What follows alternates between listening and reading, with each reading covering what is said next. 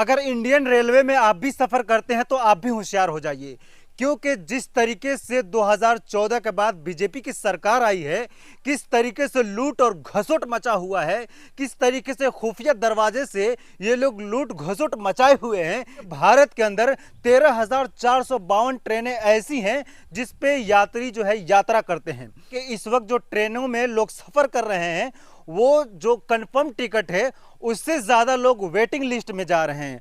और आपको Indian railway में जब आप जनरल बोगी होता है उसमें आप जब सफर करने के लिए जाएंगे, जैसे दिल्ली की जो ट्रेनें हैं, मुंबई की जो ट्रेनें हैं, आप अगर इन जनरल डब्बे में आप जब सफर करने के लिए जाएंगे तो आपको कदम रखने के लिए भी उन ट्रेनों में जगह नहीं मिलता है।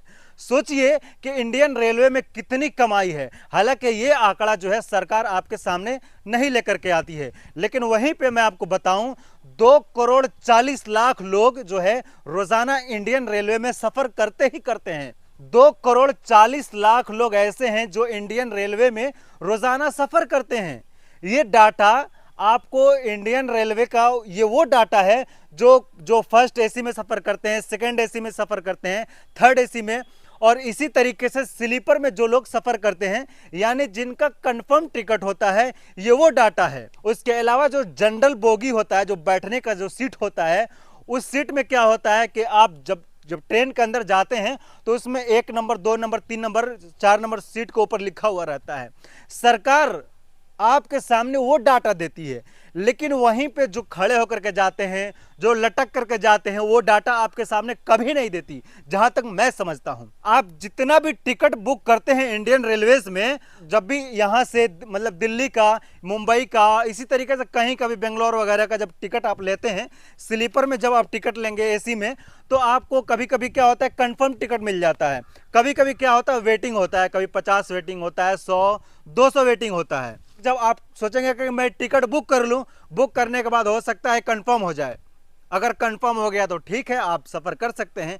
लेकिन वहीं पे अगर जो टिकट आपका कंफर्म नहीं हुआ तो आपका पैसा 3 से 4 दिन में उसको वापस कर दिया जाता है। लेकिन सबसे बड़ा लूट घसोट मालूम है भाई साहब क्या चल रहा है? आप जो टिकट बुक किए थे और कैंसिल हो गया, यानी कंफर्म नहीं हुआ, तो वहां पे आपको 10% का जो है चार्ज लिया जाएगा। यानी अगर आप 100 रुपए का टिकट बुक किए और टिकट आपका कंफर्म नहीं हुआ, कैंसिल हो गया, तब वैसे में आपको क्या करना होगा? आपसे 10% का चार्ज लिया जाएगा, यानी 10 रुपया इंडियन रेलवेज काट लेगी और आपको 90 रुपए वापस करेगी। आप यहां पे दो मुसीबत में फंस रहे हैं। पहला मुसीबत तो यह है कि आपका टिकट कंफर्म नहीं हुआ, आप सफर नहीं कर पाएंगे और वहीं पे आपसे 10 रुपए का चार्ज लिया जाता है। यह पहले ऐसा नहीं था इंडियन रेलवेज में, यह अब हुआ है, क्योंकि मैं जब टिकट बुक किया था तो ऐसे ही हुआ मेरे साथ। मेरा भी जो है दिमाग पूरा बौखला गया। उसके बाद से मैंने इंडियन रेलवे का डाटा निकालना शुरू किया, तब मुझे पता चला कि इंडियन रेलवे का ये नया कानून है। अश्विनो विष्णु जी, आप थोड़ा सा इस वीडियो को सुनिएगा और आप लोग जो लूट घसोट का ये जो चक्कर चला रहे हैं, ये थोड़ा सा लूट घसोट बंद कीजिए और जो जनता है, जो गरीब जनता है, उसको भी जीने का इस देश के अंदर मौका दीजिए। क्योंकि जो 10% का आप लोग चार्ज कर रहे हैं, मान लीजिए कि मैं 1,000 का टिकट लिया और वो कैंसिल हो गया, तो मैं मुसीबत में तो पड़ रहा हूं कि मैं सफर नहीं कर पाऊंगा, और वहीं पे हमसे जो है 100 रुपए का चार्ज लिया जाता है। बताइए आप लोगों को शर्म नहीं आती? तो फर्स्ट एसी में जब आप कंफर्म टिकट कैंसिल करेंगे तो वहां पे आपको 240 रुपए का चार्ज देना होता है। सेकंड एसी में जब आप कंफर्म टिकट कैंसिल करते हैं तो 200 रुपए का आपसे चार्ज लिया जाता है। थर्ड एसी में जब आप टिकट कैंसिल करते हैं कंफर्म टिकट, तो 180 रुपए का चार्ज लिया जाता है। जब आप स्लीपर टिकट लेते हैं और उसको कैंसिल कराते हैं तो आपसे 120 रुपए का चार्ज लिया जाता है। और इसी तरीके से 2S यानी जो बैठने वाला सीट होता है, अगर वो आपका कंफर्म हो गया है और आप उसको कैंसिल कराना चाहते हैं किसी रीजन से, तो आपको वहां पे 60 रुपए का चार्ज देना होता है। अडानी अंबानी का ये पैसा नहीं है, ये आम जनता का पैसा है, ये गरीबों का पैसा है। ये हमारा और आपका पैसा है जो इंडियन रेलवे में जाता है।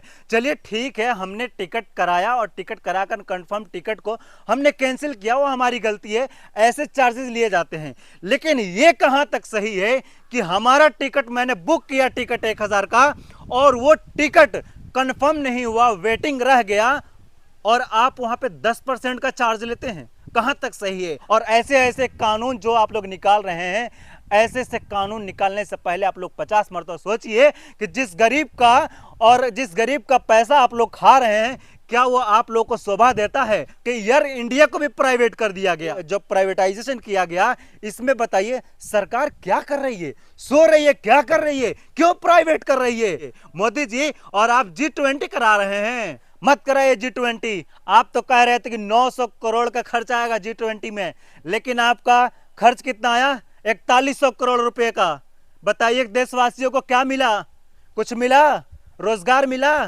क्या मिल गया? आप तो अपना राजनीति रोटी सेक लेंगे, लेकिन देशवासियों को क्या मिला? कितना रोजगार दिए?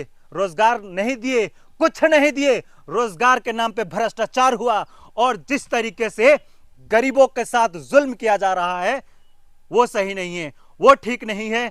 और देश की जनता से मैं कहना चाहता हूं, एक फिल्म आई है शाहरुख खान की, जवान फिल्म। मैं देश के जनता से कहना चाहता हूं, आप भी जवान फिल्म को देखिए और अपने गिरेबान में झांक करके भी थोड़ा सोचिए। और उसके बाद जो है 2024 में जब लोकसभा का चुनाव होगा, उस वक्त थोड़ा सा सोच समझ करके वोटिंग कीजिएगा कि जो भी सरकार आए वो आपको रोजगार दे, आपको शिक्षा व्यवस्था दे, आपको हॉस्पिटल्स दे और आपको वो चीज दे जो आपके बच्चों को और आपके परिवार को फायदा हो, आपके फ्यूचर जो है वो अच्छा बने। और ऐसी सरकार का चुनाव मत कीजिएगा जो हिंदू और मुस्लिम में लड़ाने की कोशिश कर रही हो, जो दंगा भड़काने की कोशिश कर रही हो। ऐसे सरकार को कभी भी वोट मत दीजिएगा। बाकी हमारी वीडियो कैसी लगी कमेंट बॉक्स में जरूर बताइएगा। वीडियो अच्छी लगी तो शेयर कीजिएगा और ये वीडियो अश्विनी विष्णु जी के पास जरूर पहुंचना चाहिए। और अश्विनी विष्णु जी हमारी वीडियो देख रहे हैं तो रेलवे से ऐसे भ्रष्टाचार को खत्म किया जाना चाहिए।